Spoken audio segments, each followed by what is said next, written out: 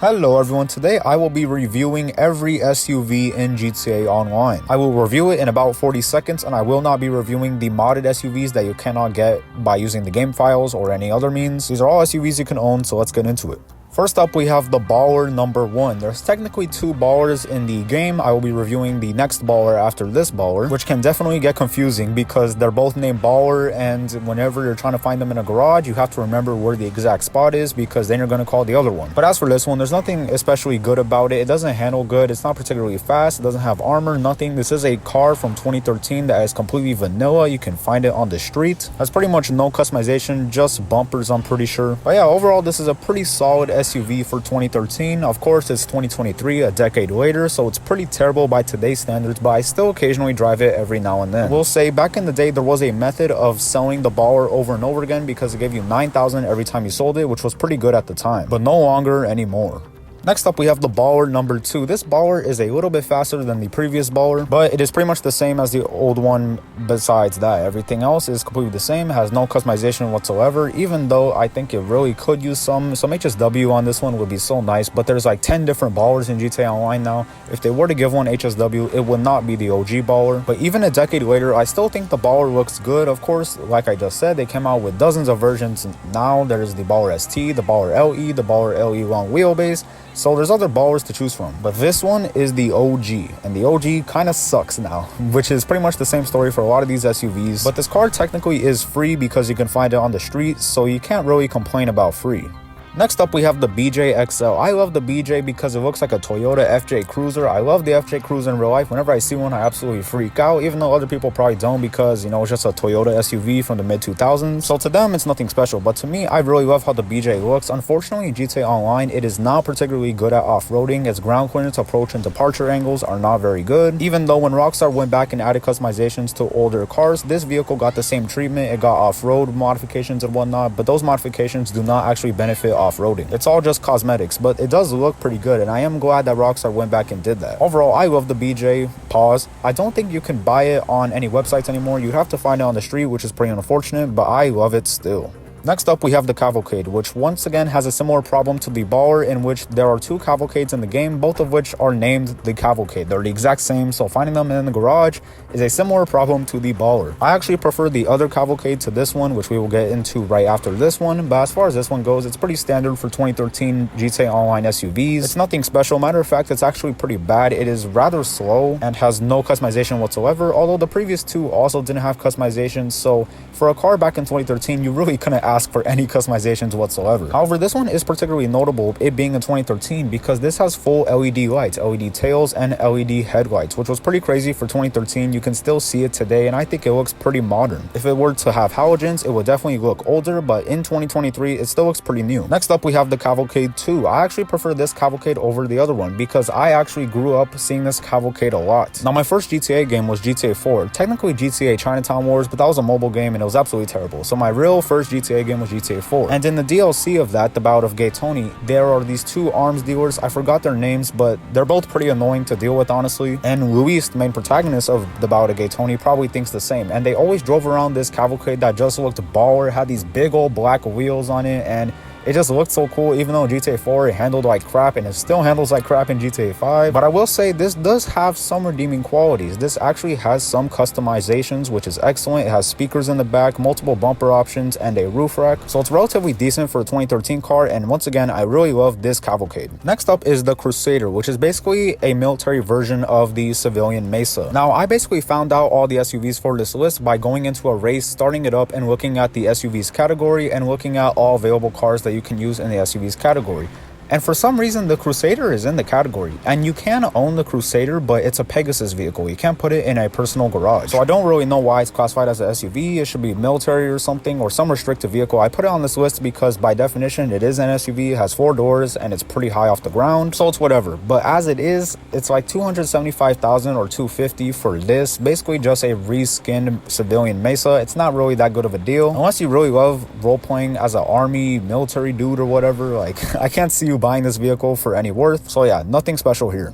Next up, we have the Dubsta. I really love the Dubsta. When they removed all the 180 some cars, I went back and I looked in my garages to see if I had a Dubsta, because I'm like, oh my god, I already knew they removed it from the website. I needed to have one, and I didn't have one. So I went around looking for 2 hours driving SUVs trying to find a Dubsta because I love it. But in 2023, it's not particularly a good car. I just love it because it had the snorkel and you could put off-road tires on it and make it look like an off-road G-Wagon, which almost no one uses it for. All the new G-Wagons are pretty much suburb dwellers. No one goes off-road with them. So I kind of wanted to pay tribute to the off-road aspect of the G-Wagon with my own in GTA Online, and this one definitely does serve that purpose. I really love it. It's nothing particularly special, but I recommend you yourself go find one out in the streets. Next up, we have the Granger. Now, the Granger itself is not a particularly notable vehicle, but something to note is there are multiple variants of the Granger. Firstly, you have the civilian version, which I have here, and there's also the Park Ranger version that sometimes spawn in Raton Canyon, and you can sometimes see one driving around. It's not particularly noteworthy or anything. It has the same specs and everything as the regular Granger, but it has sirens on top, which I think is pretty cool. And there is also a lifeguard version that used to be really rare. You could only find it on the beach sometimes, and then you would be able to make it your personal vehicle. But Rockstar completely killed the rarity of that version by just making it so you could buy it on Warstock. You could argue whether that's good or not, whether it should be in everyone's hands if they want it. I'm not too sure. I'm not here for that. But yeah, the Granger is a pretty standard SUV, nothing too special other than its notable variants. Next up, we have the Grizzly, which is basically an old Dodge Durango, but I really do think that a newer Durango is way overdue for GTA Online. I mean, at this point, aside from some of the Rams, they've added Dodge's complete lineup aside from the TRX and the Durango. Just imagine a modern Durango looking car with HSW. Like, that would absolutely be killer. I really do think that we're due for a new one, but as for this one's nothing particularly special. Once again, a 2013 SUV, you shouldn't expect too much from it. No customizations really, unfortunately, for the Grizzly, which is such a shame because if this had just a small carbon lip, maybe a couple different rear bumpers, and a small spoiler, this would look absolutely fire even today. But I'll have to keep wishing. But as for the Grizzly we have now, it's just alright. Next up, we have the Landstalker. I couldn't find the Landstalker. I drove around for like an hour, so enjoy this stock image of it. The Landstalker is not particularly special, although it is noteworthy once again that this was also in GTA 4. This was the car that Bulgarin's goons, I forgot his name, but the bald one. I mean, they're all bald, damn. But Bulgarin basically always drove around in this one, and in GTA 4 it was a pretty crappy SUV, and even in GTA 5 it is still a pretty crappy SUV, but I wish I could find one on the streets just to complete my SUV collection. Next up, we have the Mesa. Now, there are basically 3 versions of the Mesa. You have the civilian Mesa that is more closely related to the Crusader, as I told about earlier in the video. Then you have the Crusader, and then you have the Merryweather Spec Mesa, which has all the cool off-road gear on it. But something noteworthy about the Mesa that I'm driving here, you probably don't recognize it if you're a regular GTA Online player and you're not really into modded cars. This is a modded version or a glitched version of the Merryweather Spec Mesa. There are 2 versions of this glitched version. There is the version that I call the square body that has pretty much everything that the regular Merryweather Mesa has, but no off-road gear at all. It is basically just a square body. And then we have the one I'm driving here with the cut rear. And if you have the square body Mesa with no gear, please message me on Xbox. I really want it. Next up, we have the Radius. The Radius is not a particularly good SUV at all. It is the same pretty much boring SUV that it was from 2013. No additional customizations have been added to it ever. And yeah, it's pretty standard fare as for 2013 SUVs. However, this was one of the vehicles that they removed from the websites where you used to be able to buy it. So that does make this pretty rare. I'm pretty sure no one had this car before they removed it, but now that it's been removed, people probably want it for nostalgia or whatnot. So this SUV is probably more rarer than some of the older ones. So this is pretty much just a standard SUV from 2013. It is pretty unfortunate that Rockstar didn't give this any more customizations. However, this does have a pretty weird secondary color, which changes the color of the roof and the side skirts, which is very strange. I'm not sure why they even gave it a secondary color, but whatever, I'll take it. Next up, we have the Serrano. Now, I absolutely love the Serrano. I love it mainly for the fact that it is pretty much a sleeper. For being a 2013 SUV, it's decently fast. It's not fast by 2023 means by any means. If you drive an Astron Custom or whatnot with HSW, you will tell the difference in speed. But I just love the Serrano because it's so old. No one expects this car to be fast whatsoever, even though it slightly is. It has a decent amount of customization, none too much really, just a couple of bumper options and a small spoiler, which I've put on for extra attraction. And I actually think this looks pretty good for a 2013 SUV. Most people would probably disagree with me on that, but whatever, I think it looks great. And yeah, I really love the Serrano. If you want to collect SUVs in GTA Online, you have to have the Serrano. It's just a classic and it is pretty fast. Next up, we have the Dubsta 6x6. Now, when they added this to GTA Online, I thought this was just Rockstar being weird or whatever and making a version of a car that never existed. But Mercedes actually did make a 6x6 G-Wagon. They also made a version called the Rondelay, which is pretty crazy looking. It's basically a convertible G-Wagon, but 4 doors, and I think it's also a 6x6 as well. But do not quote me on that. As far as the Dubsta 6x6, it's a pretty standard SUV. It's pretty old, but I will say it is pretty damn cool looking. It can also sit 6 people, which is pretty cool. Not a lot of cars in GTA Online can sit 6 people, period. So this being able to do that is pretty cool, and it is also on Warstock, which is strange. I think this should be on Legendary Motorsports, but I guess it being a 6x6, it classifies as a military vehicle somehow, and it's only $250,000, which is pretty cheap. Next up, we have the Honey S. Now, the Honey S is notable because Rockstar made a SUV that's based, obviously, it has Bentley design language. You could tell that's based off of Bentley. But this car was made before Bentley made the Bentayga. So did Rockstar have the hindsight to make a Bentley SUV in GTA Online? Well, maybe not. There were 2 Bentley SUVs before the Bentayga. You had the Bentayga Concept, and you also had the Bentley Dominator, which was made for one person only, and it was for the Sultan of Brunei. I think they made about 12 of them, and that is it. It is a complete one-off car, the Dominator. The Bentley Concept is obviously a one-of-one because, you know, it's a concept for Bentley themselves. But as for the Honey S, it's not a particularly notable SUV. It doesn't have too much customization, and it's not that fast, but it is still pretty cool. Next up, we have the XLS, which is generally agreed upon to be a very good-looking SUV. Whenever I drive this around, people always ask me, what SUV is that? I always say the XLS. Not a lot of people know about the XLS, but it is unfortunately removed. You can still drive one by summoning one through the Secure Serve Vehicles menu, but it's really nothing too notable, and that one is also the armored version. I believe you can only summon the unarmored version if you have the unarmored version, and overall, the XLS is nothing really too special at the end of the day. It does look pretty good. It has some customizations, not too much, and it does look pretty good in almost every color. But as you see here, I'm flooring it on this straight. It's really not that fast, unfortunately. I think this car, if it had HSW and more mods, it would be absolutely crazy, but I'm pretty sure I'm just reaching way too far with that. Although I love how the XLS looks, and it was pretty cheap. Next up, we have the Contender. I'm very sad that I don't have the Contender. I really love it. I believe it's based on a older Toyota Tundra, not the newest generation, but maybe the generation before this one. And I really love how it looks. There's pretty good customizations on it. You could have a cab in the back, which makes it look pretty cool, or you can keep it standard truck-like how it is right now. And it was a pretty good deal. I believe it was only $250,000 or somewhere around there, which is a really good price for a car in GTA Online in general. But overall, the Contender was really good. If you have the Contender, once again, message me on Xbox, Falls V. I would really appreciate it because I want it, and Rockstar has not put it in any shops for a while. Next up, we have the Patriot Stretch. I'm not exactly sure why this is in the SUVs category because it's a stretch limo. I mean, I guess by definition it is an SUV, but whatever. The Patriot Stretch is a pretty cool car though. It's a pretty cool limo. I believe that it is only the second limo in the game. There is the limo that's based off of the Washington that basically looks like a Lincoln Town Car, but a stretch limo. A lot of those are in real life as well. I prefer this one though. It just looks more boxy and more cool in my opinion. But there's nothing really especially notable about this car. It's pretty slow. It's extremely long. It doesn't take corners very well. That's not exactly the purpose, but the back does look pretty cool. It doesn't have too much customization. Basically the same customizations as the regular Patriot, but without the liveries, I believe. Or actually, I believe this one has liveries, so scratch that. And it also has light up LEDs on the sides. But yeah, overall, pretty much just a limo. Nothing too special here. Next up, we have the FQ2. I don't exactly want this car, and I don't have it. It is an older 2013 car, and unfortunately, when Rockstar went back and added customizations for some of the older cars, this car did not get that treatment. But I really don't know what they could add to this. I mean, it's just a pretty standard looking SUV, not really sporty looking. It looks kind of strange in my opinion. It wasn't particularly fast, although I believe this SUV handled a little bit better than the 2013 SUVs, most of them, but that's not exactly saying much because they didn't handle good in any way. But yeah, overall, pretty standard fare for a 2013 SUV. Next up, we have the Habanero, which you cannot buy anymore. I had to look around for about 45 minutes to an hour, and I finally found it. It's not a particularly notable SUV. Once again, it's pretty much just a standard 2013 SUV. It's actually pretty bad. The Baller and the Cavalcades, both versions of those SUVs, are better than this one. It also sounds pretty weird. Take a listen.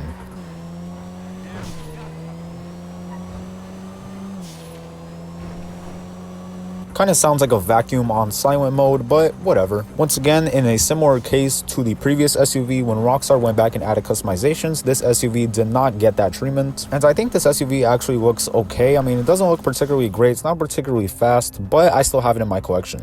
Finally, getting to newer SUVs, we have the Tauros. The Tauros is a pretty good SUV, and a lot of people like it. It is their favorite SUV, but I will quickly explain why I don't particularly like it. While it is fast, pretty fast for an SUV actually, for a car in general, and it is pretty cheap, around $500,000. It is extremely unsettled on the road. If you hit a bump or you go on a curb or something, this thing absolutely loses it, and it's not exactly stable. It does have a lot of customizations. Everything about this car is good, honestly. I like how it looks. It's based off a Lamborghini Urus. It looks like one, relatively so, but it's just unfortunate that it's not that planted and stable, because I would drive it a lot more, and there are better modern SUVs than this in my opinion. Next up, we have the Novak, which I remember driving this back when it first came out, because back then I bought every single new car and I didn't really like it, so I sold it. But I bought it again for this video, and I was actually pretty impressed by the Novak. Firstly, it is pretty fast. I would say it's on par with the Toros. It's pretty quick, maybe a little bit slower than it, but very minuscule.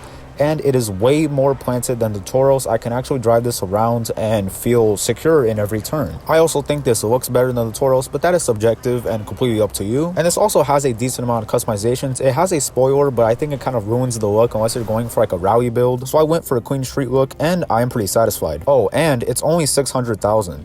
Next up, we have the Rebla, which is a middle ground between the Novak and the Toros. It is pretty stable and planted on the road. It's not very bouncy, similar to the Toros, but it's not exactly fast. I mean, it's decently fast for an SUV, but it's not as fast as the Toros or the Novak. But I think this looks better than both of those. I mean, maybe it's competing with the Novak a little bit, but once again, that is also subjective, and this does have a good amount of customizations on it as well. I think it's an overall fair package, but the price is a bit hefty. I think it's around 1.3 million, which is just a tad bit overpriced in my opinion. When you have the Toros at 500,000, this at over double that price is kind of ridiculous, but it's still a decent SUV. Next up, we have the Landstalker XL, based on a modern Lincoln Navigator. I really love how the Lincoln Navigator looks, even though some people say it looks just like a Ford Expedition. I do not think that is the case, although they are pretty similar. They have a pretty square, boxy design. The Navigator is just more stately to me. But going back to GTA Online, this is a pretty decent SUV for what it is, but I think once again, similar to the Rebla, it is just a tad overpriced. This SUV does not handle good at all. It's not very fast. It does look pretty good. It has a decent amount of customization options, but I think it used to cost around 1.4 million. You can't buy it anymore, unfortunately. You'd have to wait for Simeon's or Luxury Autos to get it in their showrooms. So that is kind of unfortunate, but I don't really think you're missing out. Next up, we have the Seminole Frontier, and I absolutely love the Seminole Frontier. For some reason, I sold mine when it was still available, and when Rockstar removed it, I was pretty sad that I sold it, but luckily, I think 2 weeks after they did it, or something like that, it came back into Simeon's showroom, so I picked it up there, and I am pretty satisfied with my purchase. It's a pretty cheap SUV. I think it's around 500,000. It has a lot of off-roading customizations, which I think is really cool. It doesn't have great performance off-road, though. I mean, the customizations make it look cool, but I think you're better off going for a more purpose-built off-road vehicle if that's what you're into. But for what it is, the Seminole Frontier is a pretty good deal. It looks good. It's not that overpriced. It's not overpriced at all, actually. It has a good amount of customizations and is pretty good looking. Next up, we have the Squatty, which what are they doing over there? I bought only for this video because I think it's kind of a bad car. I mean, the car itself is not very bad, but it costs 900,000. For that, you could get into a Toros, a Novak. It's just going to perform better than this, but I think this isn't really for that purpose.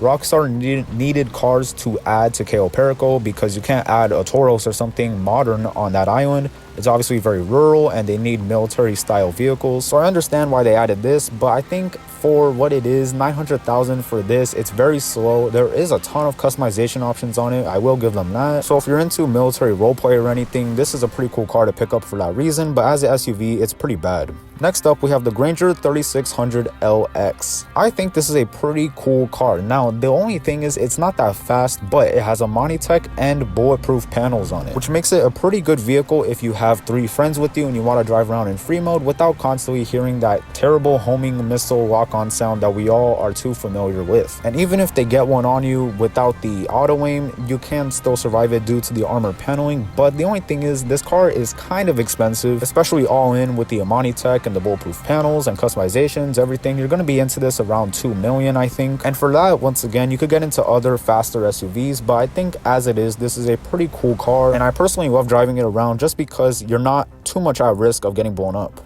Next up, we have the Astron Custom, which is my favorite SUV. Now, I will quickly go over the regular Astron for people who don't have HSW on previous generation consoles. The regular Astron I thought was a pretty average SUV. I would honestly prefer the Novak or the Rebel over it, but the Astron Custom takes it up a notch with the HSW mods. It is an incredibly fast SUV. It's pretty planted as well. Whenever you're trying to make minor steering corrections or you're just trying to take a turn pretty tight, this SUV can handle it. And once again, it's just insanely fast. I believe all in you'll be around 2.5 million, and for that, this is a pretty good car, period, because it has the practicality of a four-door. Next up, we have the Baller ST. Now, the Baller ST is my favorite version of the Baller. Once again, there's like 10 of these in the game. I prefer this one because it has the best of all the Ballers, basically. It has the customizations of the Baller LE and an LE long wheelbase, and it has some newer features as well. For example, you can add a carbon roof, which I think makes it look really slick. You can add a half carbon hood. It's pretty unique looking. I think it looks pretty cool as well. And it's just a really nice SUV to drive around. It's not as fast as the Astron Custom, but it is rather quick for an SUV. And all the customizations really tie it in. And it's not too expensive as well. I think it's around 1.1 million, which is a pretty fair price for this car. I love the Baller ST, and I think more people should drive it. Next up comes my second favorite SUV, the Jubilee, because it just looks so good. It is based on the Rolls-Royce Cullinan. You can see that. I think this is one of the closest looking cars to its real-life counterpart in terms of how it looks based on its real-life counterpart. Rockstar really knocked it out the park with this one. Now, some people may not like that. Some people prefer Rockstar to take creative liberties. I think I'm somewhere in the middle. Rockstar could take creative liberties if it enhances the look of the car, but they did not do that in this case. It's pretty much a one-to-one copy. But yeah, as for the Jubilee, it's pretty cool. It has a Monty Tech. It is a bit expensive, but I think the price is justified, and it has armor paneling, but I personally think it makes it look kind of ugly. But overall, the Jubilee is a great SUV. Next up, we have the iWagon, which I utterly hate. Please, if you have this car, unless you got it for free on the podium or something, sell it and try to recuperate some of your money. This has got to be the damn worst vehicle they've ever added in terms of value, practicality, everything. First off, it's an electric car and it doesn't accelerate fast, which is a main perk of electric cars because they have a ton of torque.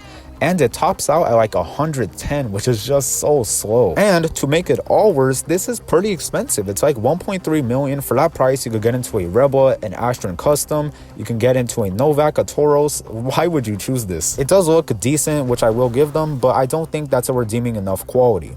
Next up, we have the Issy Rally, which is an SUV for some reason. In my opinion, it should be an off-road car, but I guess you could really make it an off-road build or a street build, so it kind of makes sense. And I actually really like the Issy Rally. I will say it is pretty expensive with HSW all in. I think you'll be around 2.9 million, which is quite pricey.